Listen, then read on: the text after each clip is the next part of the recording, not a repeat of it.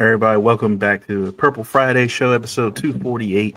We're here after a predictable Ravens loss to the Kansas City Chiefs. I myself kind of just, I was at like a lounge. We had like a birthday event to go to, which was perfect for me because I did not want to watch football. I just didn't. But they had the game on at the lounge, and I would peek over every now and then and just look, and I was just shaking my head every time. I think when it struck me, though, was when I think I was pouring another drink, and I heard, "Oh, and Cooper Rush makes a pass to so and so." I was like, "Wait a minute, why is Cooper Rush in the game?" So I had missed all of what happened there. Didn't find out Nate Wiggins was in an arm sling. Marlon had left the game. Roquan was out.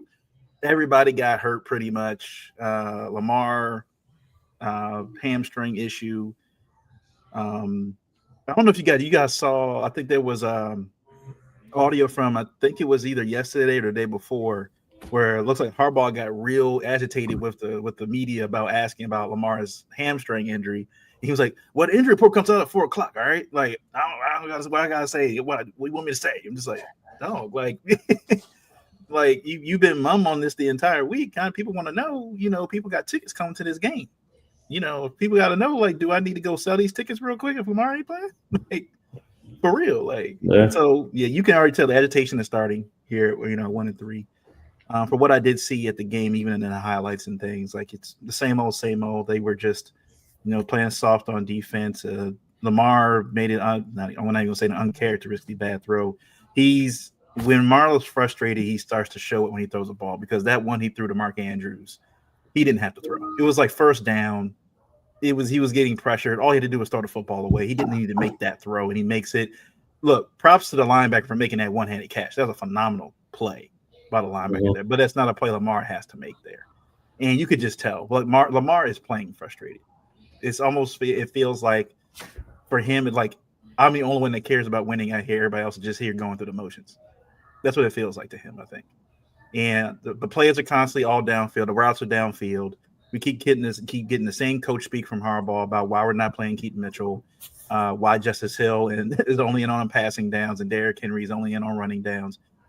Trey, you mentioned this, I think, yesterday, that they have been talking about this. Apparently, the other analysts have said the same thing. We've been saying this, like, you guys are saying, "Oh, we can't. If we have Justice Hill in there, we're never going to pass." Like, you can run the same plays with different personnel, right? You know that, right? Like, you could run a running play with Justice Hill, and they were saying running some of these, like they call either split back or pony packages, where you have two running backs in the backfield. You can do that. It's possible. It's possible to have two running backs on the field at the same time. I don't know why the Ravens don't do it. And then the other thing I think that everybody was talking about this week was, it felt like after the game, the Harbaugh blaming Monken was saying we didn't stick to our game plan. And I don't know why we went away from our game plan, which was very interesting because he hasn't done that before. Even after the Chiefs lost in the AFC Championship game, he didn't do that. He would do the whole same old thing, like that's just the way the game unfolded. That's just the way the game happened. This time, no, he was like, "Nah, we didn't stick to the game plan. We should have stuck to the game plan. Kept running the ball and being more aggressive on offense, blah blah blah."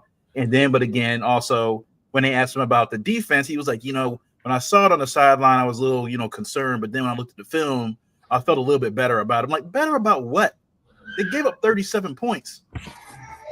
Like that. I don't know what you looked at that was good there. But that just tells me Harbaugh, I would think, it's feeling pressure from the fact that Zach Orr, his guy, the one that he picked to be defensive coordinator, is not panning out. And I think Harbaugh is still desperate to try to create this coaching tree, that he so desperately wants to have. As a head coach has been in the league for 17 years, and you can rarely find anybody that's been that Harbaugh has picked in this organization that has gone on to do great things. Some are still position coaches, some are still regular assistant coaches, and I think he's desperate for the Zach Orr thing to work. He is. It feels like he's desperate for that to happen. Because they said yesterday on the radio that they said Harbaugh is a lot more involved in the defense, but Chuck Pagano isn't really. Like, Chuck Pagano's kind of regulated to just being a position coach. He's not really involved in the play calls and stuff on defense. I don't know why that is. If the situation bears, hey, we need to pick Chuck Pagano, who was a former defensive coordinator and a pretty good one, then he needs to be helping Zach Orr out. But again, this feels like it feels like when Brian Billick drafted Kyle Bowler, right? Brian Billick protected Kyle for the longest time he could and ended up costing him his job and Kyle Bowler his job. And it feels like Harbaugh's doing the same thing where he's trying to make the Zach Orr thing work. He's trying, and it's just not working. And I'm just coming into this game. I know their offensive line isn't that great. I saw some clips they had last week. Their old line is blocking each other on certain plays and stuff like that. They're great on offense, but opposing quarterbacks this year are now posting their ratings are average around 140 QBR. They said Lamar and Josh Allen, I think after week 3 was 120. These are the 2 best quarterbacks in the league. So every quarterback they're coming in here now is having their best game against the Ravens, like career-wise, against the Ravens. So it's not going to get past me that C.J. Stroud will come in here and have a blow-up game, have a get-right game. They need one. They need a get-right game just like we do. So after the Chiefs, where are you guys at? We're 1-3. What is it right now? What is it? Yeah, I mean, I think you said it. I think a lot of things you outlined is some of the main issues that we have. I mean, just finishing off what you just said about C.J. Stroud coming in here and possibly having a big game. I wouldn't be surprised if he performed like he did in that possible Rookie of the Year, the year that he had his first year. Like our defense just isn't adjusting to what the situation is. I mean, we've always had, pass rush issues and things like that, but this is obviously a lot more than just a pass rush issue. This is more than even last year when we had the issue with the safeties. We recognize we have an issue, and schematically we haven't done anything to alleviate that. We haven't been able to creatively generate rush when we don't have, the natural pass rush of talent, I guess. We haven't been able to generate it no other kind of way.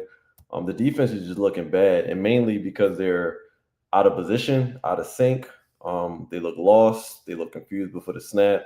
It's, the list goes on and on of what's wrong with the defense. And I do agree with you. I've definitely noticed that Harbaugh seems like he's trying to go hard to defend Zach Orr and that defense and try to make it seem like a lot of the issues might be cosmetic or whatever the case may be.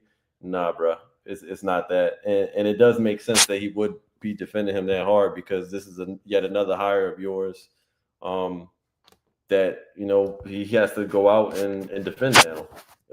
Which in the beginning, we weren't all against the move. We just didn't know what to expect with the move. I mean, we knew the move wasn't going to be as good as keeping Mike McDonald. But, it is what it is. We at least thought that we had enough talent on that side of the ball that it couldn't look as bad as it does. But guess what? It looks as bad as we thought it could be. It looks horrendous on the defensive side of the ball. So, yeah, looking at 1-3, last season we had options. We knew exactly what our issue was. Yes, we could have had better pass rush, but we knew that we had safety problems because we saw the back-to-back play. We saw what Jamar Chase did. We saw those first few weeks, we saw what was going on. This year, you can't pinpoint because everybody looks awful. We're not rushing the passer. Roquan Smith looks nuts out there every week. I mean, we'll see like a quarter of him being himself, and then I don't know what happens after that. Sometimes he's right there in position and just doesn't make the play. We can say the same thing for Marlon Humphrey on the back end in the secondary, just completely out of position. And usually, like for example, the last week, Xavier Worthy, when he was pretty much cooking Marlon all game, which was weird because I'm like, Marlon, why are you even trying to jam Xavier Worthy at the line? Like, what are you doing? You're not this is not the all pro Marlowe, young Marlowe that you used to be. So like, why are you even jamming him at the line? So Worthy was beating him off the line pretty much every time he lined up in that way. And in our other secondary, it just seems like they just not making the plays. Kyle Hamilton is he's kind of trying to lift the weight of all of the shortcomings of our defense. And when you see him getting burnt for a touchdown, is because 3 other people didn't do their assignment already by then.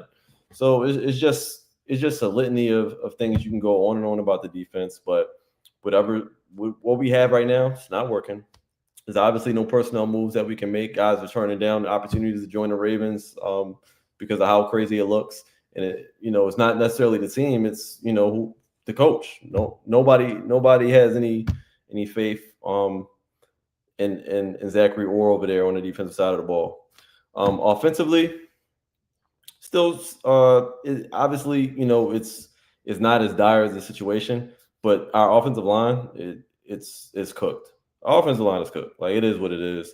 Lamar is not getting the amount of time that he usually gets. Even last season when we had a makeshift line last season, like, he had a little bit more time than what we're seeing now, and it's awful. Like, Daniel Falele, the way we've talked about him over the past several years, most organizations, like, you wouldn't still be around. Like, if we were to cut down Falele, I don't think any other team is entertaining picking him up based on the film he's put out there. And then even other guys is not looking the greatest. Lamar, I'm not so shocked that he went out with a hamstring in that game. From what they're saying he might have injured that, a week ago, before that game even started. The way it seems like his game has been panning out for him, the way the decision making he's making with not taking the ball down and running. He looked a little out of sorts, but even still, I think he still did enough for us to be in the game. It's just that nobody else is helping him out.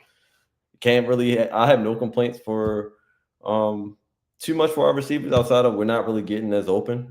It just seems like this whole team is just taking two steps back, and I think at some point the coaches have to put this on their shoulders. And I'm sorry, I'm just not seeing enough accountability from John Harbaugh. I mean, yes, we get the generic, we got to play better, we got to coach better, we got to do that. We get that every press conference he comes up there and says that, but he has to take responsibility at some point. But honestly, I'm kind of over waiting for him to do that, and it's not like it's going to make much of a change anyway. It's just time for some more stones to get overturned, because John Harbaugh just ain't it. It just is what it is. It's reflecting literally on the football team now. We're finally at a point where the talent on our team is not outweighing the bad coaching that we've had systemically over the last several years. So I don't know what's next with this team. Hopefully Lamar can come back healthy and we get back to it, because I just honestly don't see any major changes occurring. I think it would have happened already a little bit more quicker after that abysmal performance. But yeah, that team just quit, and it's a reflection of the coaches. And yeah, at this point in the season, it's not like there's a major personnel move out there that could save all the issues that we have going on. But we'll just see what happens in this Texans game. It'll be another measuring stick for what's going on and what we got to do moving forward. But I'm not optimistic. This reminds me of the season before we got Lamar, where it was just kind of hopeless. And it was like, we really had a strong feeling that Harbaugh needed to be out of here. Like, there was no ifs, ands, no doubts, anything. We're just waiting for Bisciotti to get the balls to let go of Harbaugh. And that's how I'm feeling right now. Like, I think enough is enough. I can go through breaking down the whole team, but I think what it comes down to is you can tell in the body language, the lack of aggression, the lack of excitement from the players, that Harbaugh is losing the locker room. If he hasn't lost it already, he's losing it. That defense does not trust Zach Orr. You can tell by the way they play, the way they complain on the field. I think I've seen more complaining on the field this year than I've ever seen from a Ravens team. Like, just complaining, not feeling, like, you can tell they're not feeling what's coming in from the sideline. Guys don't know the call. Lamar looks like he just doesn't trust anything coming in offensively. Like, you see his body language every time a play call comes in, where they're doing all that B-roll on TV, and it just looks like he does not like what's coming in and the strategy and the game planning. I don't know, man. We said in the off season, the window is closing soon, because The contracts are coming up. People got to get paid. People have already gotten paid. Yep. We're very close to salary cap hell. We are very close to salary cap hell.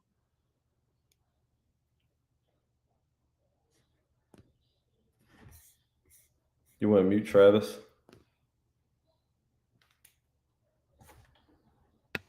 You went muted, Travis. Trav. You muted. his headphones might have popped up. Yeah. You muted. My man turned into a ventriloquist. He's still talking. Yeah. Yo. You gotta use sign language over here. Yeah, you saw that. you see the story Jadakiss told about or he gave his dad back about taking his dad back. He was like, "Yo, that joke was hilarious." Oh man. Because I think I followed one of the dudes on Mr. Commodore. I think Mr. Commodore, yeah. He's redoing all the hip hop stories. Yeah. He did. I don't know if you heard the skit he did on Ghostface's new album, the Pause skit. Yeah. I saw that one. Y'all saying pause, right? Yo, pause, man. Like, yeah. No, everybody's head with it. Yo, head pause. That was funny. Like, oh, that's crazy. Yeah. Hold on. I'm back. Am I back? Yeah. You good. Yeah, you good now. Hold on. What happened? No, I don't know. Your mic. That was your sound. Something on your end. No. I thought y'all said I said something wild. No. I was telling you that we can't hear you. That's what I was saying. Oh. You we had went doing the like, thing with the Jadakiss story when he took somebody's dad back. Yeah, because I was trying to do sign language to you. I was like, "Yo, we can't hear you." And I was over here looking like Shador, bro. Oh yeah. Doing that was it. That's another. We'll put that on the pod show. But go ahead, Travis. I can summarize it, man. Yeah, like the coaching is just not there. That's really what it is, man. The players don't believe in the scheme. They ain't happy. It's just looking rough. So Zach Orr isn't the guy. His scheme is not conducive to what the talent is. I still think we're a top 3 team on paper, talent-wise, but the coaching has been what's been holding us back. It's what's going to continue to hold us back. And guys, their body language just shows that they just don't have any faith in this. The key positions that we need to be successful is where we lack the talent the most. Edge rushing, I think linebacker. I really think the linebacker talent is very weak at this point. I don't think Roquan is washed. He can only give us a good game when Ray Lewis hypes him up, which I think anybody can have a good game when Ray Lewis hypes you up. Oh yeah. And then when you look at the offensive line, Voorhees has been average. Falafel, we already know should not be playing. We're just not strong there. And I think those two things, if we had more talent there and we were better there, that could overcome the idiocy that is our coaching staff. But it's just not there. So I think 1-3. Look, Lamar says he's going to try to play Sunday. I ain't got much faith in that. I think it's just talk. I think it's talk. The sports books don't think he's going to play. I truly think he's going to be out 3 weeks because he has looked slower this season. Yeah. I think those cramps in the first game was a tweaked hamstring, and I think they lied to us. Yep. So, if he's out 3 weeks, I think we're done. I think we're done. But the bye is after the Rams game, right? So I mean that makes sense. Yeah. I mean after this week it's the Rams and then it's the bye. So yeah. If we go 1-5, pack it up. I said that 2 weeks ago. I was like, they stare at 1-5 before they even hit week 7. It's a wrap. Yeah. I don't care what the schedule says. We haven't even hit our hardball games yet. Yeah, we're gonna have at least 2 of those. That kind of makes this a hardball season. That kind of makes this game a must-win because that Rams game. The Ravens just ruled out Lamar. Ravens just ruled him out. Oh yeah, I just seen it pop up on my phone. I got the thing pop up. Yeah, they just ruled him out. Yep, we cooked, fellas. We cooked. Yeah. And they starting Cooper Rush and Ronnie are questionable. They call it a pros pro. Did you see that pros pro style offense? I don't know if you guys saw that quote. they called it. No, I didn't see Called it. whose Pros. offense? I don't know. It's Todd Monken has a radio show in Baltimore, and I think it's on Thursdays or whatever. And he talked about, there's enough guys, coaching here, that we're familiar with guys that play like Cooper, so we can create a game plan around him, things like that. So I'm like, if you got Zay Flowers, I would not start him this weekend. I have Zay. I'm not starting him this weekend. Honestly, I think he's going to be a big part of the game plan because what I see for Cooper Rush, he's throwing those 3-yard hitches. He's throwing the screens. Zay might have 10 catches for 50 yards. That's gonna be wild, right? 30 completions, 30 completions for 140 yards or something crazy like that. That's what he did in Dallas. You remember that game he threw like 65 times? Yeah, just the Eagles, I think. Yeah, all little screen passes. Yeah, that's gonna be the game. But yeah, I mean, it's nothing else to say. I mean, there was a lot of people I talked to. I think Trey, you said the same thing. That a lot of people felt like they quit in that Chiefs game. I felt like when Lamar went down, everybody was just like, "Fine, I'm done." Like everybody's just like, "I'm done." It is what it is. Like Corey said in the chat, guys are out there confused. No one knows what they're supposed to be doing. Like you said, Travis, like the fact that they're not trusting the game plan because they're clearly doing their own thing. They're clearly getting the call and like it's not a call, so whatever. So they're doing their own thing. Malachi Starks looks like a rookie out there right now. And then the fact that if Kyle's not going to play this Sunday, that's going to be even more on his plate that he's going to have to shoulder. And also talking about the Texans, they said, Roquan is out as well. Teddy Buchanan, maybe Trenton Simpson, who else, whatever.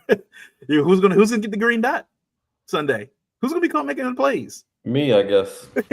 Marlon's not going to be out there. Jair might play. He hasn't played in 3 weeks since week 1. So I mean, who's going to get the green dot? You'll give it to Harbaugh. Harbaugh gonna put a helmet on. Go out there. Marlon ain't getting it because he's gonna get hurt at some point in the third quarter anyway. I'm gonna need Marlon to do like he did last year and stop potting. You notice like last year when he stopped potting, he started playing like all pro Marlo again. He need to stop potting. His pod is worse. Yeah, his pod is trash. Yeah, they don't talk about it. Was better with the other dude. What happened? What like some issue? The white boy. It was another guy. Yeah, another Baltimore. Didn't he like news play guy. Marlon or something? Like he did some wild shit. I don't know, but they ain't rocking with each other. Yeah, it was another guy from like a Baltimore news guy that he used to do the show with. No one's checking for his show, man. No one's checking for Kyle Van Noy's show. To be honest with you, but Kyle Van Noy, like he's been hurt, so I'm like he hasn't played. So I'm like it is what it is. Yeah, I think that's a show with his wife. I think she's the star of that. Okay, yeah. So I mean that's what I wasn't mad at Kyle Van Noy. I mean, also he's a vet. It's like he's been in the league for like 15 years, right? And he didn't play. He hasn't played. So. Yeah, but I mean, it's just a lot of guys just appear checked out of the whole system right now. Harbaugh when something's going on with Harbaugh, he is agitated with the media because he's used to, walking in there all smug and, whatever, and, making jokes about how good we are now. And there's another thing I hate the narrative of listened to the shows this morning and they were talking about how, after the Rams game, the Ravens schedule gets really, it's a soft schedule. And I'm like, what does that mean? Because if the Ravens let's say the Ravens win those games, right? And they go on a roll, if they go in the playoffs, guess who they have to play? The Chiefs. The Bills, playoff caliber teams. They've shown this year for the first time in a while, because during the regular season, this is not the norm for the Ravens, but the first time in a while, the Ravens are now showing that they're not capable of beating the quality teams. Like the Ravens usually, this is what they do, right? They usually beat the Bills and the Lions and the Rams and stuff during the regular season. That's not happening this year. It looks like it's not happening. Mm-hmm. And usually in years where Lamar gets hurt, the Ravens don't tend to do well anyway. If Lamar's missing games, the Ravens don't tend to do well anyway, record-wise. They just don't. And that hamstring injury, I don't think is going to be necessarily a 3-week injury. This is going to be one of those things. It's one of those injuries, like it's just going to linger throughout the year. There's always a line's not going to get any better. There's not any help coming there. Note Boom depending on Stanley, he had to leave the game early against the Chiefs. How well is that ankle going to be all season, especially if he has to play against Will Anderson and Danielle Hunter this weekend. So I'm like, what's going to happen with that? So And then what was it? Pat Ricard, who everybody is missing. We're missing and stuff. He has a calf injury. I'm like, he might be done just because like if he's been out since training camp with a calf injury. He's probably not playing. I don't even know why they list him at this point on the injury report. They need to put him on full season IR. And you lose Nnamdi already for the whole season. All your D tackles are dealing with, even if they are playing, are dealing with injuries. Like the team this year was not built the right way. The fact that you had all these undrafted, they were talking about the Ravens signed 3 undrafted guys this offseason.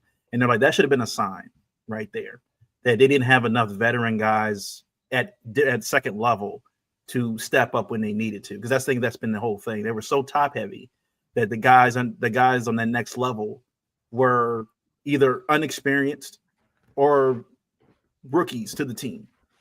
Like they're just not used to, or they're not used to the what is it, the responsibilities and stuff that comes with it being on that first line. And usually the Ravens are always been known to have, if Ray Lewis was there, you had a guy that was at least had 5 or 6 years experience being starting linebacker somewhere.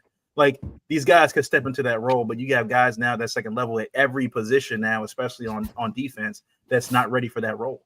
Mike Green's going to be your major pass rusher with Colin Cavanaugh on the other side, and he hasn't done anything. Awuzie is dealing with an injury. Marlon's dealing with an injury. So it was going to be Lowry. Was it Lowry, TJ Tampa, Wiggins, who has an elbow issue? Yeah. It's a lot going on. Who's going to be the other safety? Who's going to play the other safety? Kane? Sanusi Kane? Well, that's where it's on EDC, though, because, like, when you have star players, especially a star quarterback, there's going to be salary that you can't spend, and you have to draft well. And we're hit or miss in the draft. Like we've had some really good drafts, we've had some really good picks, but we've had some big misses. And every edge rusher has been a miss. Every single one. Look, I'm not even backing up my man Oweh because where is he at? Like, where is he He's at? away. That's what Nowhere. He is. He's away. He got his slack status on away. Yeah, away. That's what he is right now. But like, we've missed on the line, we've missed on the O line minus Linderbaum, and maybe Rosengarten, but we've missed so much. And you have to draft well when you have a top 3 quarterback. The reason the Chiefs can still be good is because they're drafting guys like Pacheco was a 6th-round pick or undrafted. You got guys on that defense that I never heard of that are making plays, like that white linebacker. McDuffie wasn't. Carl Aptis. I don't think McDuffie was a 1st-round pick. No. Like they're finding people who can make plays. Like they're not all world, but they're finding them, and you have to draft. You have to be able to draft those guys. Yeah, and coaching. Coaching plays into it too. Yeah, those 2nd, 3rd, 4th-round picks matter. Those. Yeah. We can't keep wasting the what are those picks called? Those compensatory picks. Yeah, compensatory picks. Like those are free. Those are free picks, man. Those are free. Yeah, picks. you can't miss on those when you have a quarterback that's going to take up 25% of your salary cap, especially and then when y'all love to hoard them anyway. Exactly, and then you got a top safety who's going to get money. You got a wide receiver that got to get paid. You got a tight end that got to get paid. Stanley just got paid. There's so many people that have to get paid or have already gotten paid. Like and Lamar needs a new contract. So yeah, and like you said, with that's what also makes this infuriating with how often they harp on not trading any of these mid-round, late-round picks because that's a lot of depth in these drafts and stuff. They haven't found them. They literally you draft P. Queen and then you get rid of him because he doesn't fit the middle linebacker position you want. You go trade for Roquan, who's good for about 2 years. Now he's washed. What was that guy from UCLA they drafted? Kenny, what was his name? That EDC ragged on him. Kenny Young. They ragged on him. Trenton Simpson, who they thought at Clemson was going to be this the next apparent to Ray Lewis, he's been trash. Like you look at it, since Suggs, since Ray, since Bart Scott, since Marcus Peters, since Chris McAllister. I mean, even Jimmy Smith. Like they haven't found those guys. I think Wiggins is good. Don't get me wrong. I think Wiggins is good. I do like Wiggins. I think Kyle Hamilton's good. But Kyle Hamilton, as we've shown, is only good when he can play in that box area. He can't play deep free. He can't play 30 yards off the ball. He just can't. And then that's the other thing that gets on my nerves too, is watching the Ravens safety play. I would think I was watching the Eagles game. That was it. The Eagles, not Eagles, was Packers. Was Packers Cowboys? I think it was Packers Cowboys on Sunday night. And their safeties are playing 10 yards off the ball instead of the 30 that the Ravens are playing. Like the Ravens safety play is so far back, you can't even see them on the TV. You can't. They're all the way back there. You're giving all this space between the linebackers and the safeties. Like the safeties for them but they're confident in their game plan. They're like, we're not going to get beat deep. So they keep everything in front of them, like to a point where it's not going to get out for a big play. But one thing I guess I'll ask you guys too, there was a comment that was made about, I think Zach Orr said it yesterday during a press conference, saying that, we gotta be more physical out there. We're just not, feel like we're not tough enough, and we're just not playing, that physicality. We're not putting guys in the dirt, so to speak. We're not doing that. And I'll say my opinion, and you guys can give yours. I don't think that's something you can teach somebody. Like you can't teach somebody if they have that dog in them to do that kind of stuff, they're already going to be able to. You can't just go out there and be tough. Okay. Like this doesn't feel like that team. And I've said this for years, that this is definitely Harbaugh's making. Harbaugh drafts a certain kind of player. He's not drafting a Bernard Pollard. He's not drafting a Ed Reed or Ray Lewis, guys that are a little, Cam Newton said, you got to have guys that have some screws loose. You need a few of those guys on the team. You don't, not everybody does, but you need a few of those guys on the team to have a few screws loose. And it's this Harbaugh mindset of drafting a lot of, they're good players, but they're not out there trying to take people's heads off.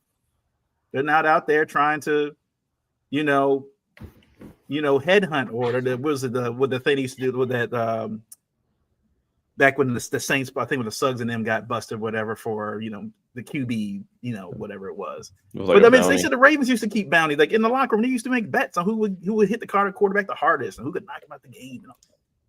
All that kind of stuff. That energy's not there anymore. Everybody's just a bunch of Boy Scouts in the locker room. They play, good football, decent football, but when you're looking at this Ravens team literally being out physical by everyone, you can't get past that. Yeah, and it's hard to be a headhunter and be that physical when you can't even be in position to make a play. Like that's what I care about the most. I'm like, you guys aren't even in position. You guys are not winning your one-on-ones. You're not keeping your assignments. Like it's more the discipline stuff to me, and that's why I just keep harping on the coaching, because it's not one person's individual effort. It's more so to me just the lack of just doing your job. And we got a whole lot of players that's just not in position and not properly coached. I can't blame Malachi Starks for not being where we think he should be at based on our coaching situation. Like, we don't even know if he's being coached up right. So it's just a whole bunch of the same stuff over and over. I don't know where we go from here. Yeah. I mean, y'all said it, Corey's saying it, like, it comes down to the coaching. Like, I understand if we have weaknesses in certain areas, like you got Brandon Stevens always giving up big plays because he can't get his head around. But it's like everybody's out of position. You can't blame just the players. It's the coaching. It is the coaching top to bottom. It's the coaching. Everybody's out of position. Everybody's like can't make a play.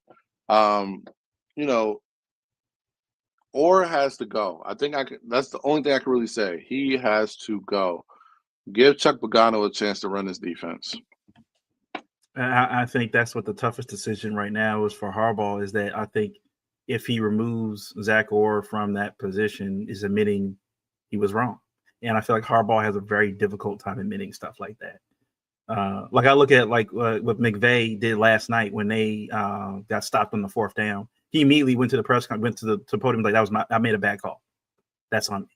Made a bad call. Harbaugh out here talking circles around things and stuff, trying to not take blame for things, saying we. Like, you're a head coach, man. Just whether it's your fault or not, just admit, owning up to it, and just deal with that. How you deal with it. But yeah, it is what it is.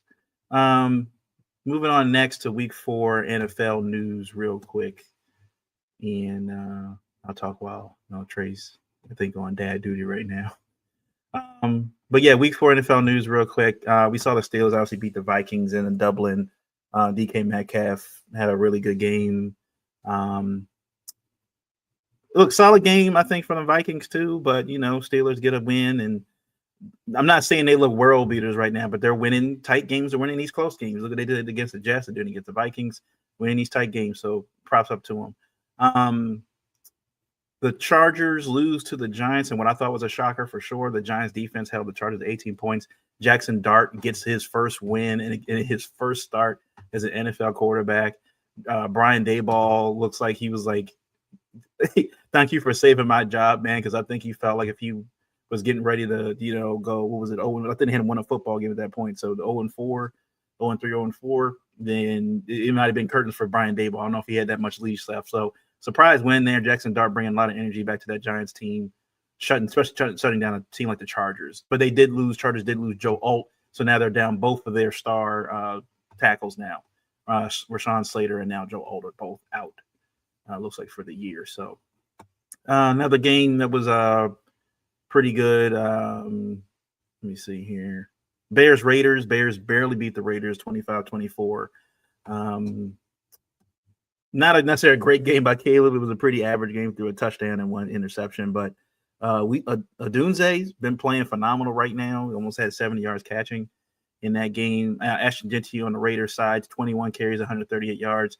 He finally switched back to his – I think he was trying to do a more – what was it? A more NFL style like stance in the backfield, but he went back to his college stance, and I think that was the difference. So I think he's probably going to stick with that going into the rest of the season.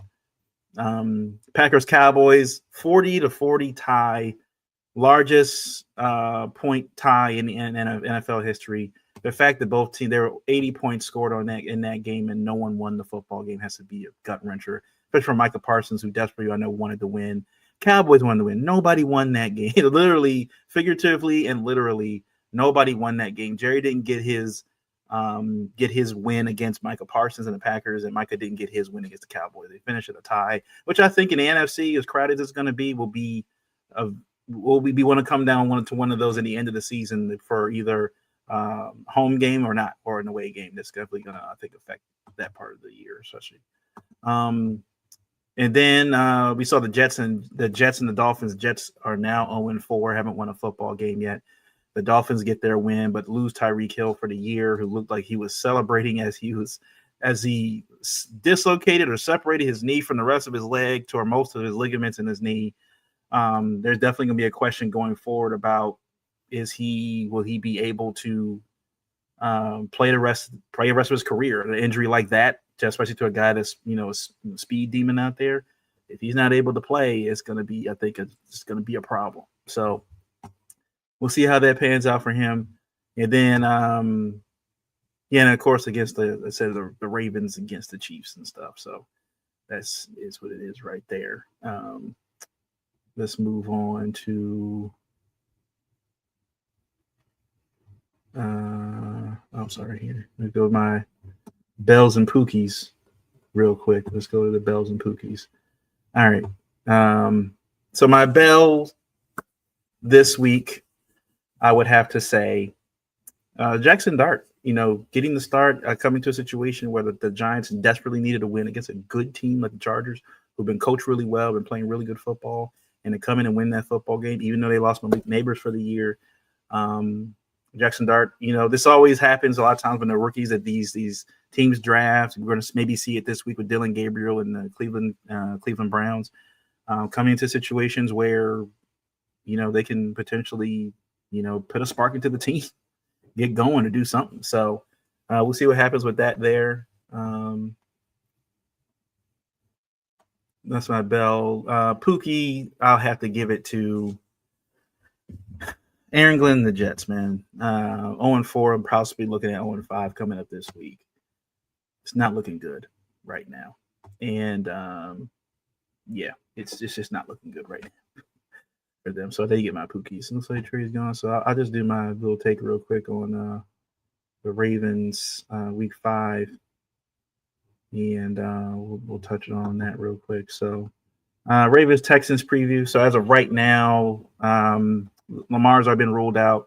Ronnie Stanley and Kyle Hamilton been ruled questionable, but the way Kyle, especially the way Ronnie Stanley played last week on that ankle, I don't know how much he's going to actually play. We lost Namdi Banabike this week. We found that out. Broderick Washington is also on injury reserve for the next 4 games. It appears that Roquan will probably be out for this game. They're also dealing with a hamstring injury. Marlon probably will be out for this one. Always dealing with an eye injury. Then Owize is also out, or Woozy is also out. So look, the Ravens are decimated. Offense just simply because they don't have Lamar Jackson, and defensively because they're loose and they've lost everybody. So there's gonna be a lot of rookies playing a lot of meaningful minutes in this game, especially on defense. You have Tampa out there, maybe Snoopy King and Malachi Starks, a free safety. Looks like Calvin Anoy did practice fully this week. He'll be your star edge rusher for the team this week. Mike Green will be relied upon mostly now. Not sure. Look, Peebles and Travis Jones and those other guys, I think, in the line will have to get some kind of interior pressure. It appears Teddy Buchanan and maybe Trenton Simpson or whoever is going to be playing middle linebacker. So Wiggins did practice. It appeared that the elbow injury wasn't as severe as they thought it was last week. So I think he'll be playing. But they're in dire straits on defense right now. Offense, obviously, without Lamar Jackson. Stanley, again, is iffy. We don't know.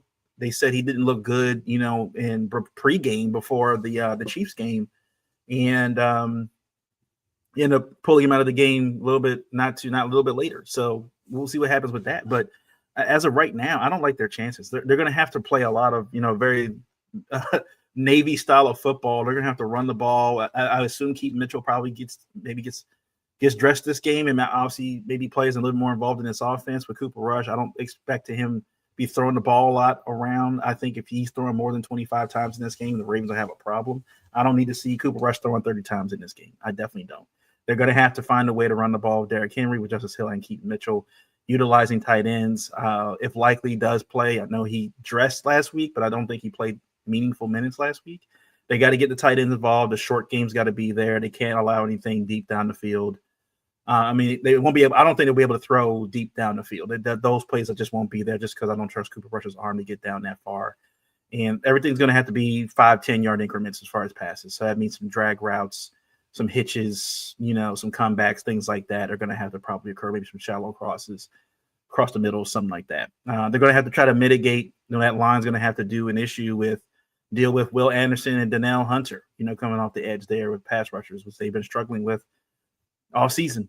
So with Lamar not playing, it's going to be very imperative for this team to score early and to get takeaways. They're going to need to get takeaways. I just don't trust the defense to stop anybody right now.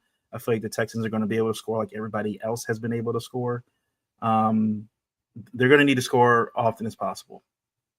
They're going to have to go for it on 4th and shorts.